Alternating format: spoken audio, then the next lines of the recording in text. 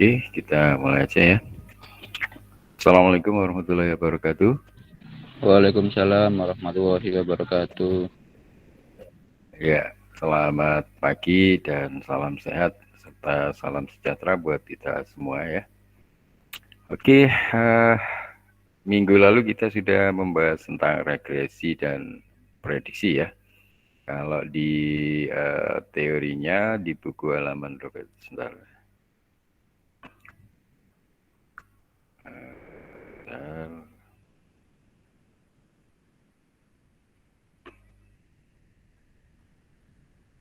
Ada di halaman ini 231 ya. 231 ya. Bab 4. Regression and prediction. Nah, ini yang paling penting di statistik menurut saya karena nanti akan menggunakan ini regresi dan prediksi ini untuk bisa jadi Anda gunakan menunjang mata kuliah lain ya. Misalnya prediction ini kan kalau Anda pakai AI, algoritma AI di mata kuliah mesin learning, di mata kuliah kecerdasan buatan, karena bisa menggunakan metode AI ya untuk prediksi, misalnya pakai deep learning ya untuk memprediksi ya. Nah, nanti bisa dibandingkan dengan cara-cara statistik ini, apakah secara regresi atau prediksi. Ini kemarin sempat macet ya codingnya. Sebentar nanti kita cek lagi, kita review sedikit ya. Yang simple linear regression kemarin kan simple saja ya. Ini istilah-istilah kemarin juga sudah. Persamaan yang penting adalah ini. Ini kan sebenarnya kalau kita waktu kuliah itu kan dibalik ya, posisinya yang ada slope-nya ini di depan. Apa kalau waktu kita SMA maksud saya ya. Kita dapat persamaan linear kan, Y biasanya MX plus C kan, yang B1-nya ini di depan. Nah ini dibalik tapi sama saja toh, konstantannya ditaruh di depan. Jadi B0 plus B1X, B1-nya adalah slope-nya, X-nya kan data inputnya, Y-nya outputnya ya.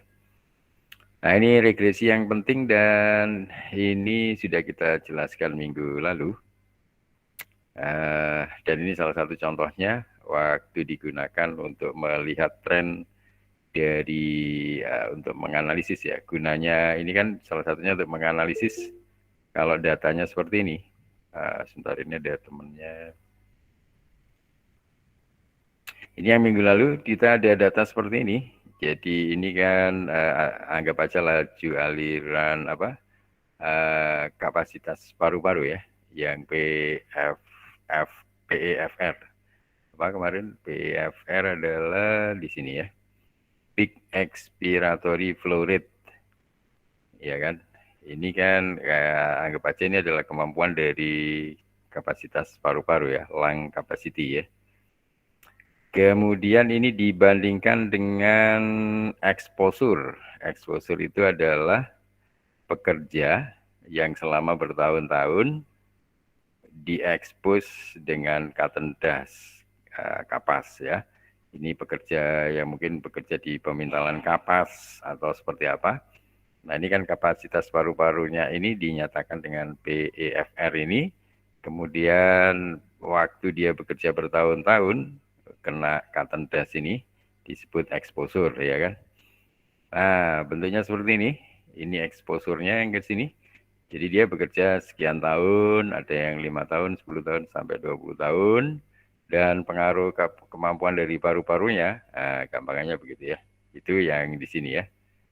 Ini makin lama makin menurun. Di awalnya dia misalnya dia di sini bisa sangat tinggi, tapi lama-lama selama pekerjaan dia agak turun ya kemampuannya. Nah ini kalau dari gambar ini Anda tidak terlalu bisa menganalisis kan.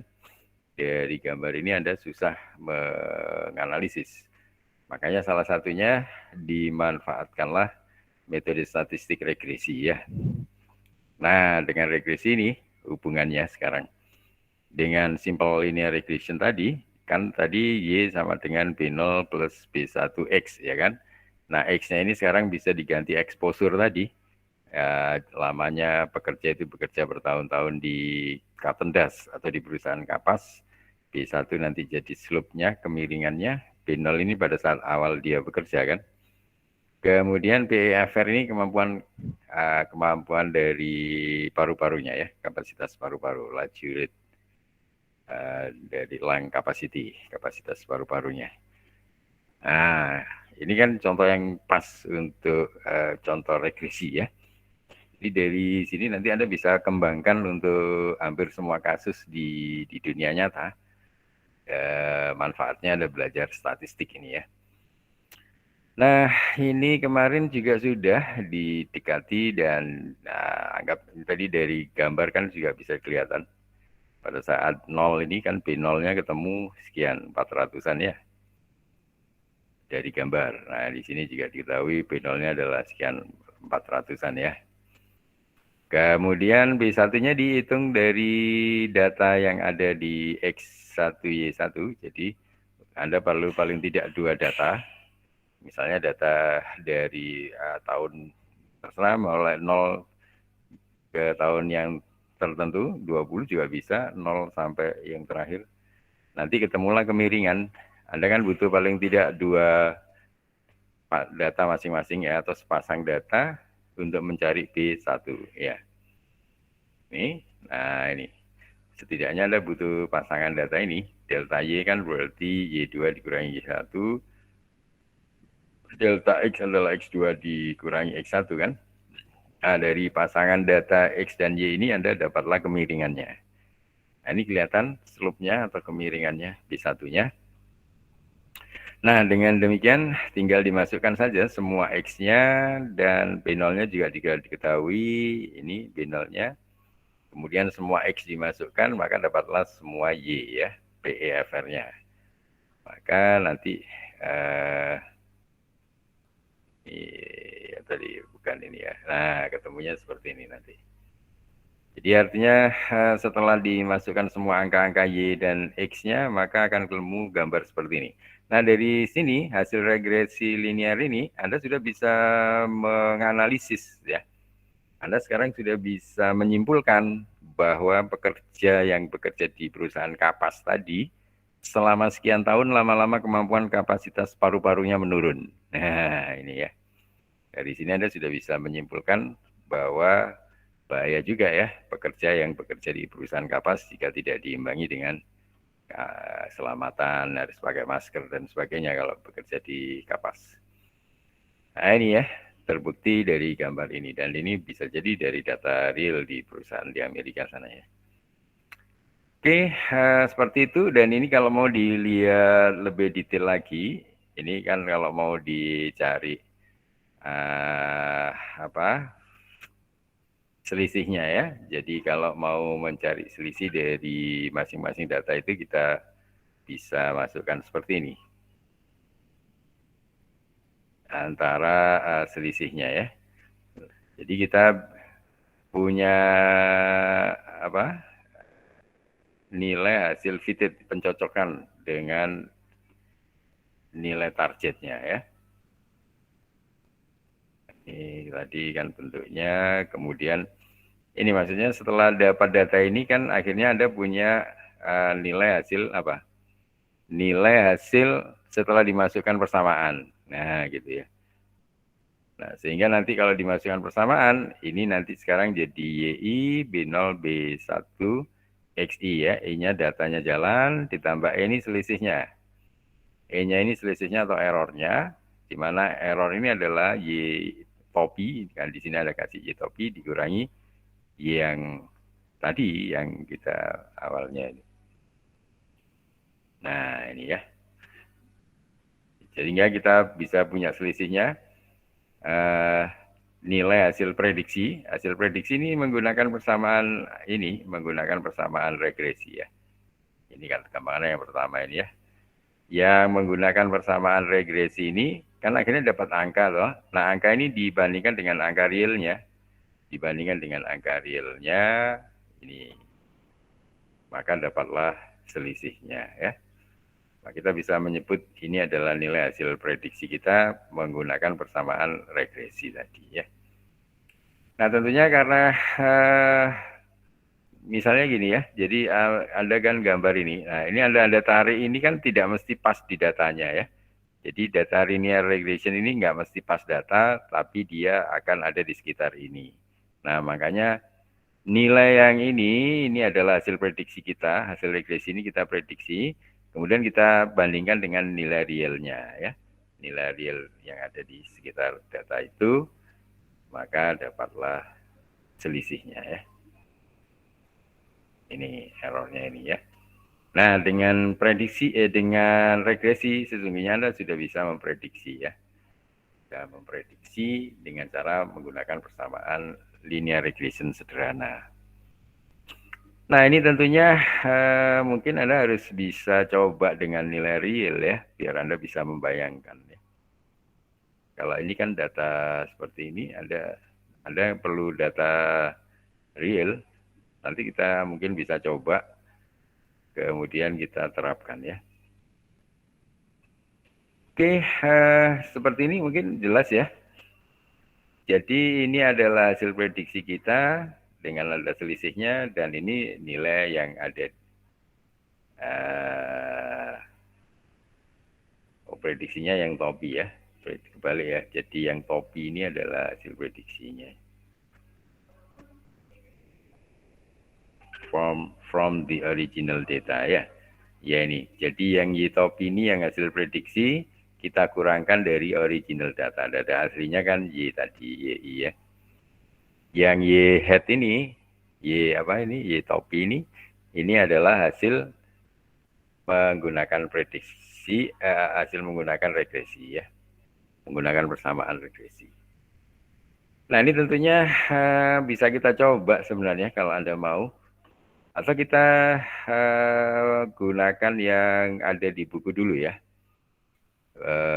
Yang konsep ini tadi bisa kita terapkan di buku ini ya. Ada pasangan buku ini kan ada codingnya itu. Anda bisa coba yang minggu lalu sempat terhenti ya. Kita coba lagi. Anda masuk di coding kita, pasangan dari buku itu Anda pastinya sudah download ya. Ini jangan sampai ada yang belum download, kemudian Anda masuk ke Capture 4 ini, Regression and Prediction ya. Nah, ini Anda masuk ke yang Regression and Prediction ya. Nah, ini yang Capture 4, ini harusnya Anda juga sudah tidak ada masalah. Nah, yang kemarin barangkali ada yang belum diinstal library-nya, itu silakan dilengkapi dulu. Kita butuh Padlib, butuh Pandas untuk biasanya bekerja dengan file-file Excel pakai Pandas. NumPy bekerja dengan numerical Python. Ada scikit-learn. Ini scikit-learn ini juga Anda install, biasanya nanti kita gunakan untuk metrik, cara mengukur salah satunya mean square error. Nah, yang tadi di konsep tadi kan errornya ya. Nah, ini adalah errornya ya. Kalau mau lihat root mean square errornya ini tinggal dicari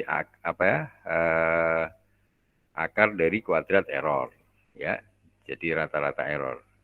Mean square error dulu, kuadrat dari rata-rata error. Kalau diakarkan jadi root mean square error.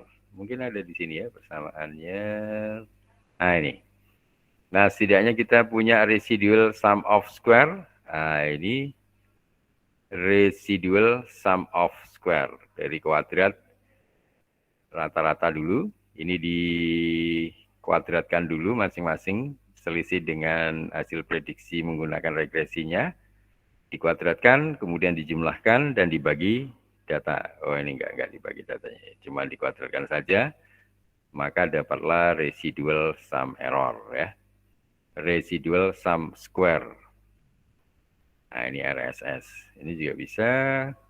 Kemudian, nah ini kalau mau least square regression.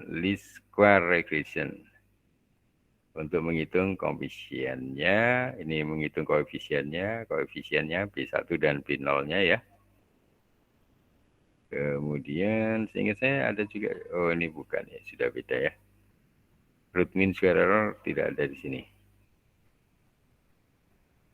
Oh, ini yang multilinear. Ini saya kira Ini sudah berbeda, ini yang lebih kompleks.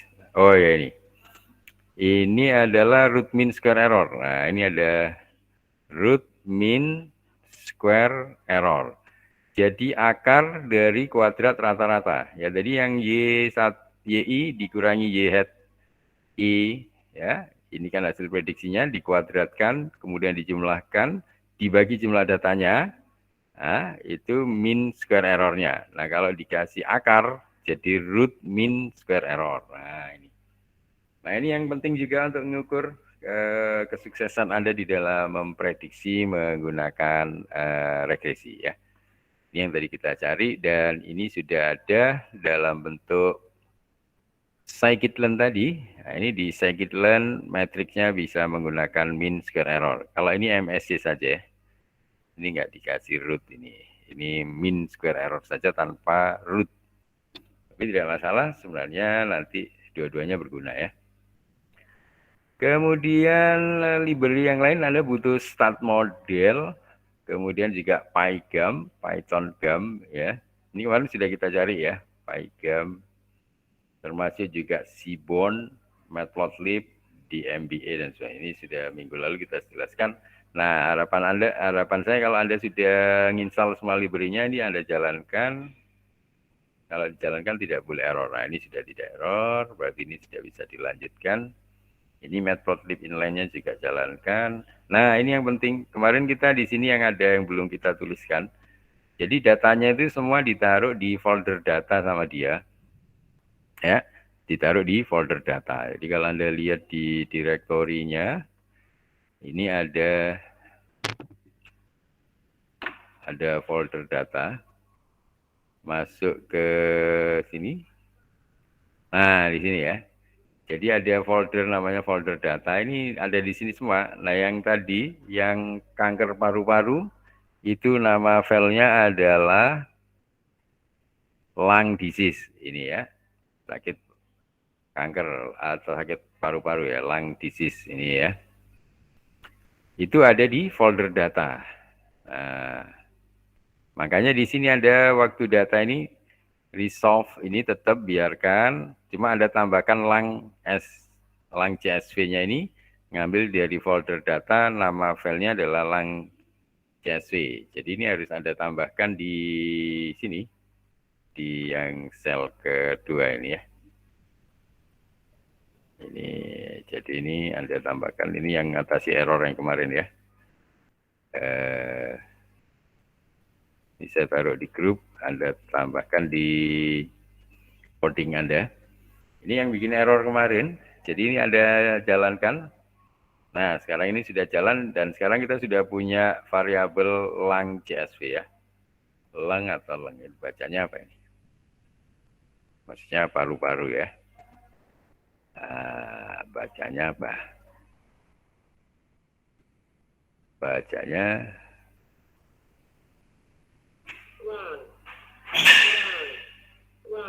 lung ya. Lung ya.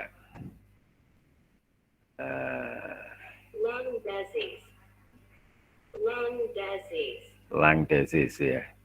Nah, ini jadi ini sakit paru-paru ini ada foldernya data, kemudian ada masukkan lung disease CSV-nya ya. Nah, sekarang simple linear regression-nya seperti apa? Nah, ini Anda jalankan saja. Sementara kita mau plot datanya ya. Kita mau plot datanya antara X itu adalah exposure, Y-nya adalah kapasitas paru-paru. Ya, ini kita run. Nah, ini keluar datanya seperti ini. Ini kan persis yang ada di buku teorinya tadi. Ini ke sini adalah tahun pekerja itu selama bertahun-tahun di Katendas. Kemudian ini adalah kapasitas dari paru-parunya ya. Ini sudah tidak ada error. Kemarin kan errornya di sini. Itu karena kita tadi tidak menambahkan ini ya. Ini sudah tidak ada error. Nah, sekarang bisa kita lanjutkan. Kita berarti apa? Kita punya prediktor dan outcome. Prediktornya adalah exposure tadi, outcome-nya adalah laju kapasitas paru-paru ya. Kemudian modelnya kita gunakan linear regression ya. Nah, nanti kita fitting, kita cocokkan antara prediktor dan outcome ya. Nah, ini kita bisa lihat di sini, run saja. Nah, dari sini tidak ada error ya. Maka Anda dapatkan intercept dan koefisien exposure. Intercept ini apa? Intercept ini kalau di persamaan tadi kan B0-nya ya. Di persamaan regresi ini adalah B0-nya. Kemudian koefisien exposure ini adalah B1-nya ya. Jadi dia slope-nya kan minus berarti menurun kan ke bawah. Ya. Jadi ini kan ada intercept dan koefisien ini ada yang sudah saya jelaskan sebelumnya ya. Di konsepnya ini kan ada istilah intercept dan awal-awal ini. Mana? Pokoknya ada di jadi hilang. Pokoknya ada lah ya, ada di waktu kita membahas awal-awal itu ada istilah ini.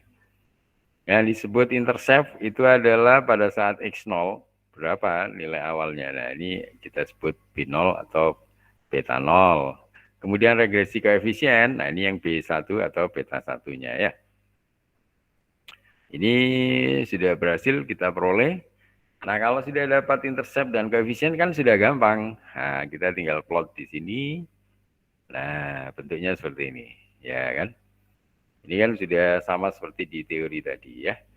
Dengan menggunakan delta Y dan delta X dapatlah B1, nah ketemu analisa kecenderungannya dia, terjadi penurunan ya. Lanjutkan saja, nah sekarang kita fitted-kan value dan residualnya ya, nilai dan selisihnya tadi, yang ada di teori tadi ya, kita run. Jadi residual itu adalah selisih antara yang outcome dan yang hasil fitted-nya. Fitted-nya ini adalah model hasil prediksi dengan memasukkan apa? Prediktornya tadi ya. Dengan memasukkan prediktor, nanti kita dapat dengan model predik, kita dapatkan fitted. Fitted ini yang hasil hasil prediksinya ya. Kemudian kita lihat selisihnya ya antara outcome dan fitted-nya. Jadi outcome-nya kan sudah ada. Outcome-nya adalah ini, outcome-nya adalah nilai kapasitas paru-parunya ya. Ini Anda jalankan saja. Nah, ini kalau sudah tidak error, baru tinggal diplot saja. Nah, sudah ketemu hasilnya ya. Ini adalah hasil yang kita cari. Jadi sudah di-fitted-kan dengan datanya. Jadi ini adalah exposure-nya worker yang bekerja bertahun-tahun di perusahaan cotton dust, dan ini adalah kapasitas paru-parunya. Dan ini adalah trennya. Nah, dari sini kan Anda sudah bisa menganalisis bahwa bahaya juga pekerja yang bekerja di cotton dust ini jika selama bertahun-tahun terhadap kapasitas paru-parunya ya. Nah, ini gunanya belajar regresi linear. Nah, harapan saya Anda sudah bisa keluar ini. Nah, sampai di sini mungkin ada yang mau ditanyakan.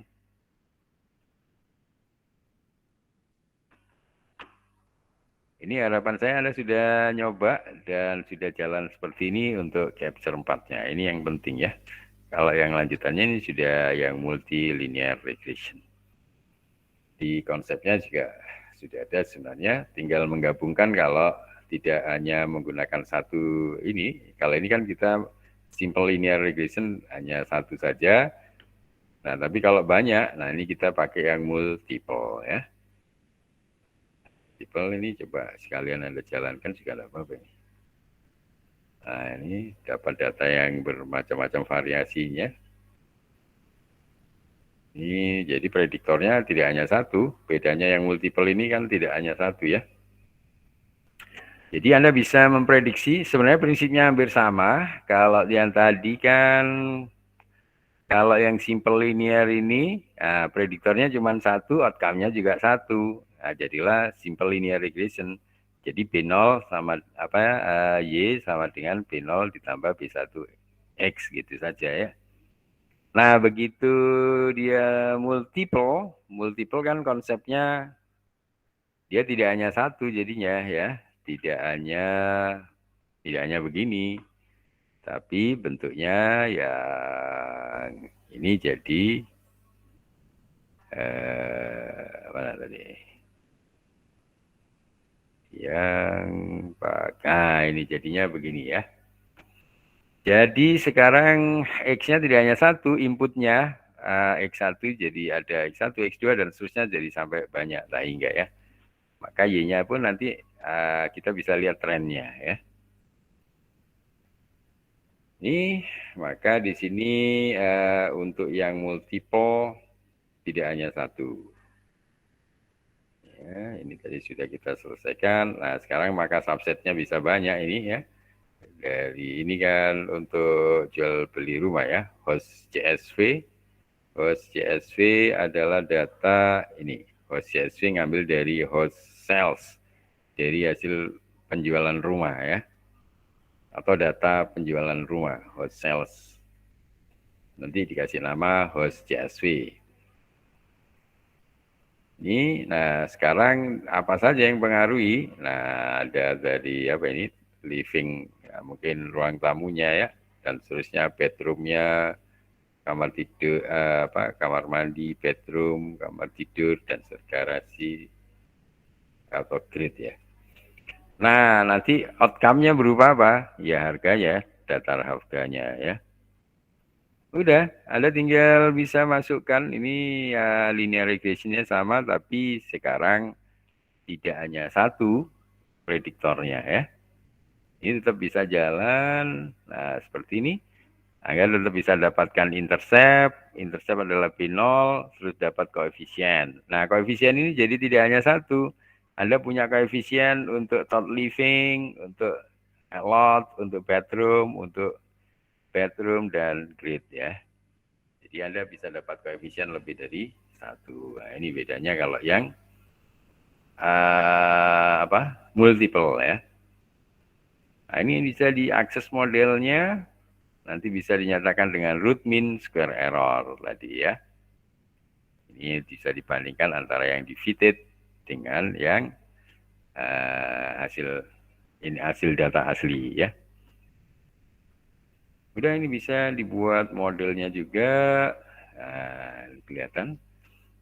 Jadi masing-masing bisa ketemu berapa harga yang sesuai ya. Ini dengan error masing-masing ya. Ini yang model selection, step with selection, di konsepnya ada juga kan. Ini kalau Anda mau lebih detail, boleh Anda pelajari lebih lanjut juga ya. Ini yang multiple tadi persamaannya, ini cara ngukur-ngukurnya, kemudian ada istilah-istilah yang perlu kita ketahui. Ini bentuknya, hasil fittednya, hasil prediksinya maksudnya. Ini untuk model, akses modelnya dinyatakan dengan root mean square error dan root square error. Root square error ya.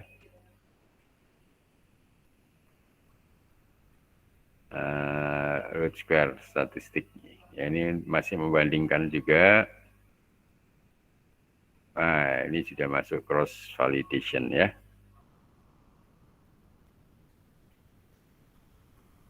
Model selection dan stepwise regression.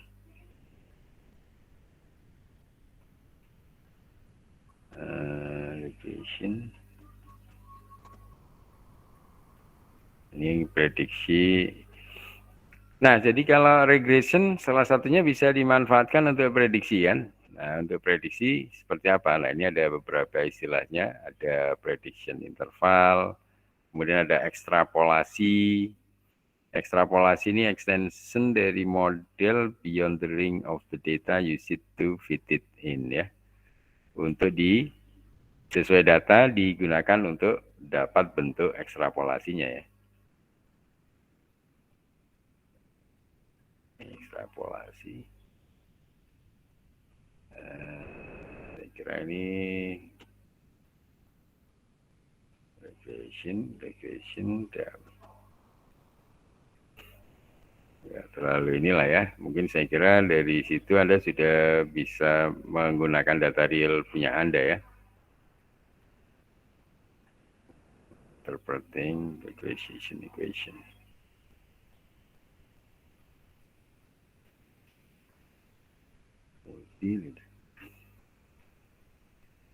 Ya, jadi selanjutnya saya kira Anda sudah bisa menggunakan data Anda. Ini sampai di sini kan yang sudah multiple linear regression-nya sudah. Kemudian kalau yang ini tadi stepwise regression, ini kita akan pilih seleksi model yang paling tepat ya untuk kasus yang Anda mau pilih ya. Ini mungkin bisa langsung manfaatkan coding ini ya. Tadi di teorinya juga ada sebenarnya. Nah ini dari prediktor yang bermacam-macam ini bedanya apa dengan yang sebelumnya? Di sini prediktornya hanya ada ini, 1, 2, 3, 4, 5. Kemudian yang ini, mana sih? Nah ini bisa lebih banyak lagi ya. 1, 2, 3, dan seterusnya dimasukkan sampai renovated, sudah ini termasuk konstruksinya ya. Untuk meningkatkan harga jual rumahnya tadi dimasukin semua jadi prediktor. Nah, nanti kita cari atau kita seleksi modelnya ya. Ini kita run saja, dapatlah ini hubungan masing-masing. Nah, di sini ada you can use the stepwise selection from the MBA paket. Nah, di MBA ini sudah saya sampaikan minggu yang lalu. Jadi ada di MBA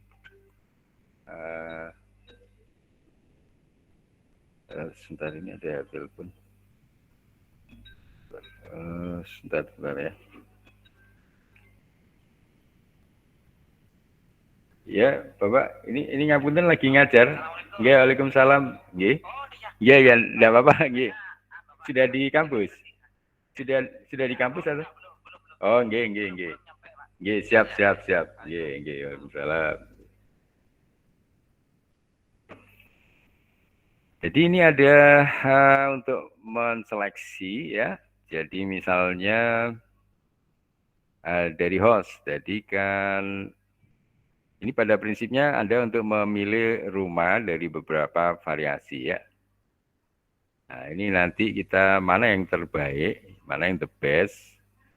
Nah, kita nanti bisa pakai ini. Y adalah host outcome ya. Ini host outcome-nya ini coba kita jalankan saja. Ini.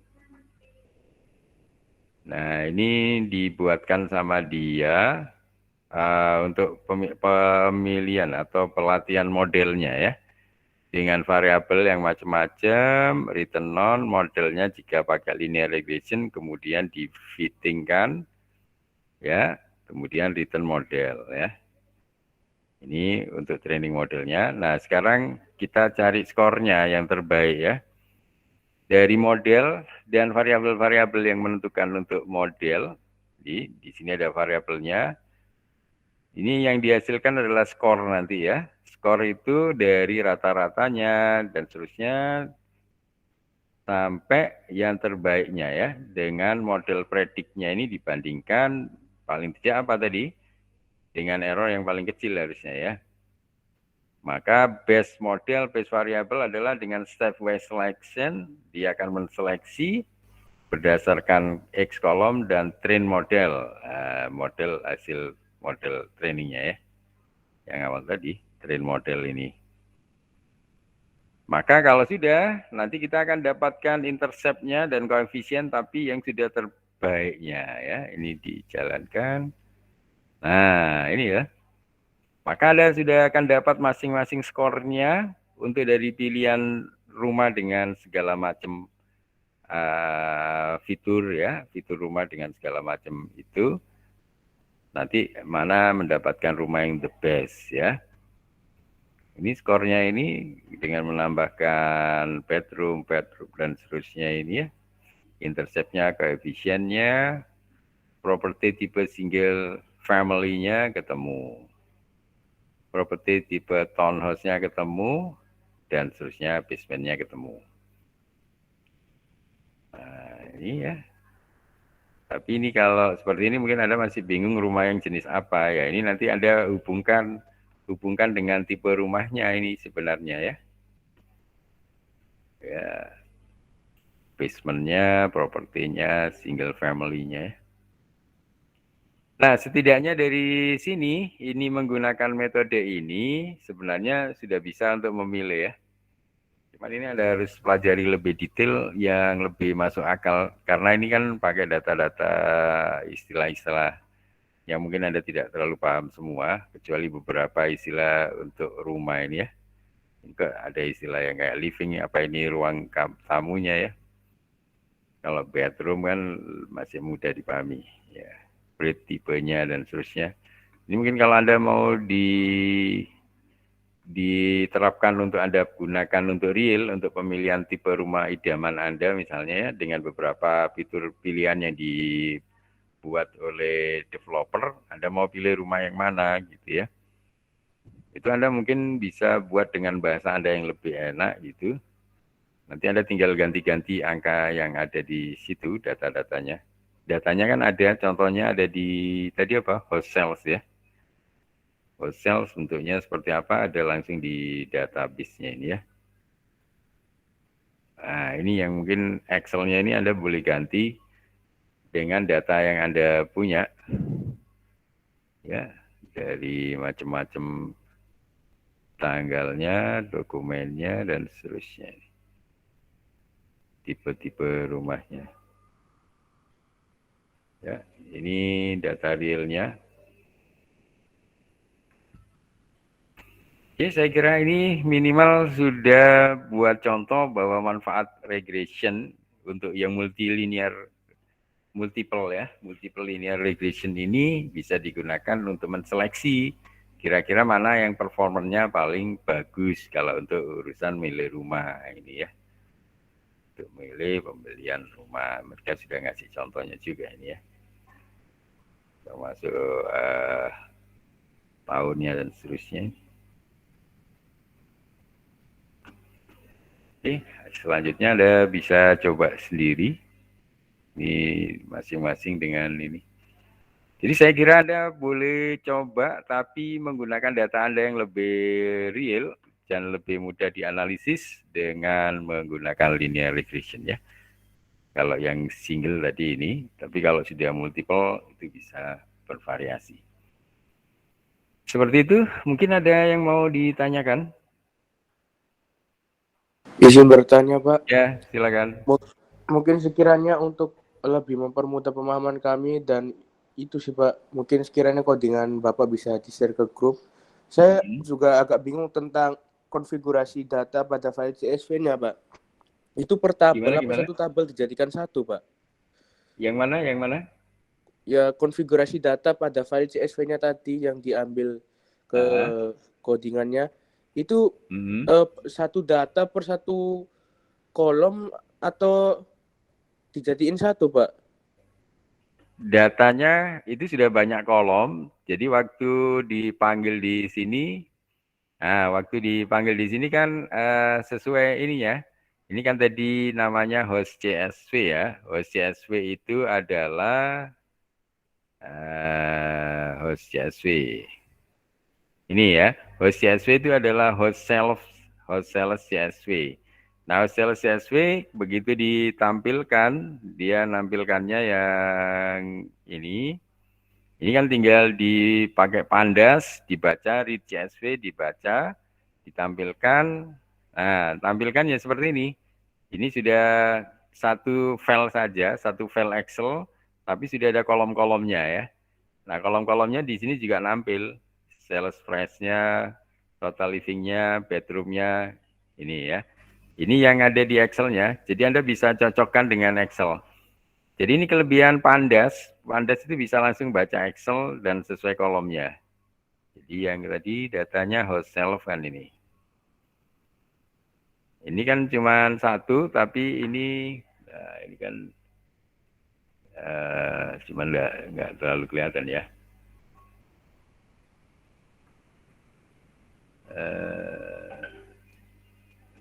Dokumennya.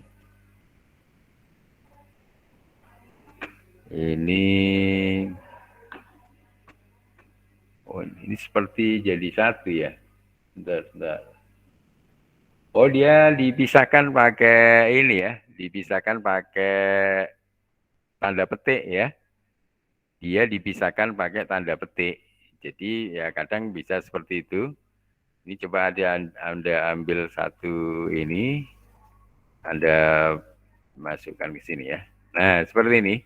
Jadi dia kadang menggunakan tanda petik juga ya. Ini tanda petik ini yang untuk memisahkan satu dengan yang lain gitu. Ini ya. Anda bisa cek Excel-nya sebenarnya. Mungkin Excel yang lain seperti apa? Misalnya yang tadi untuk lang disease. Kalau yang disease ini sudah malah lebih mudah. Jadi yang lang disease ini sudah dalam bentuk kolom, ya. Ini sudah dalam bentuk kolom. Jadi sebenarnya aslinya dalam bentuk kolom gini saja kalau Anda mau bikin. Jadi kalau Anda mau bikin data nanti untuk analisis apa, Anda buat dalam bentuk kolom-kolom ini saja. Jadi ini tadi kan kolom untuk kapasitas paru-parunya, ini exposure-nya. Jadi data pekerja yang bekerja bertahun-tahun selama di perusahaan kapas. Nah ini, jadi kalau yang ini kan lebih enak ya, dalam bentuk kolom ini saja kalau bikin. Cuma yang satunya tadi kok agak susah ini. Yang ini kayak ngumpul ya, cuma dipisahkan tanda petik dua. Ya, sebaiknya kalau Anda mau bikin yang seperti yang ini saja, yang lang kapasitas paru-paru ini manggilnya kan sama sih, manggilnya Anda cukup manggil data Excel-nya di sini cukup pakai ini ya. Ini lang CSV data ngambil ke foldernya pakai pet ini, ya kan. Kemudian ada lang CSV-nya, nanti waktu manggilkan tinggal read lang CSV ini. Jadi langnya pakai pandas, read CSV ini maksudnya baca file CSV menggunakan library pandas. Tadi kan sudah dikasih nama lung CSV ini variabelnya. Sudah, kemudian diplot saja yang ini ya. Kalau mau nampilkan datanya juga bisa. Jadi kalau mau nampilin datanya gimana? Ini pakai yang ini ya. Di CSV ya. Print ya. Jadi Anda tinggal print data host subset ini head ya. Tadi kan Anda ini kan Anda ngeplot. Ini misalnya Anda panggil lang CSV, Anda mau print. Anda bisa nyontoh yang ini, yang mana tadi? Ini kan sudah apply nih. Head ya. Ini head ini untuk menampilkan atasnya tadi ya. Read CSV-nya, kemudian print. Coba saja ya. Ini misalnya Anda pakai untuk di atas tadi. Ini ya, ini Anda insert below. Nah, ini tadi kan Anda sudah buka ini. Print lang, jadi lang CSV jadinya ya. Sama enggak? Ini kan read CSV-nya kan sudah. Read CSV-nya pakai ini tadi.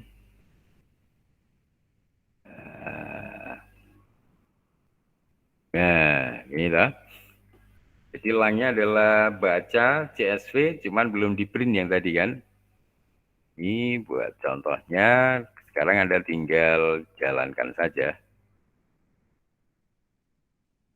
Keluar nggak? Nah ini kalau nggak keluar, nggak usah subset ya. Doesn't accept boolean. Yang ini, atau misalnya nggak usah saja.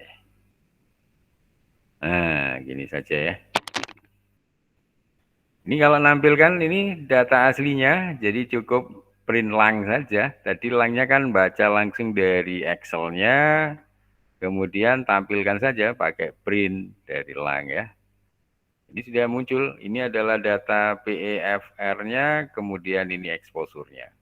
Jadi menurut saya Anda pakai yang cara ini saja. Jadi Excel-nya pun disiapkan dalam bentuk kolom yang mudah, ini ya. Jadi misalnya Anda nanti punya data apa, misalnya Anda lagi monitor tanah antara suhu dan kelembapan di pertanian. Ini suhunya ini kelembapannya, Anda mau lihat bagaimana hubungannya misalnya. Anda bisa bikin seperti itu misalnya. Nah, cukup pakai Excel yang dibuat kolom biasa saja. Nanti Anda tinggal baca seperti biasanya, tinggal di print, keluar datanya. Nah, itu ya.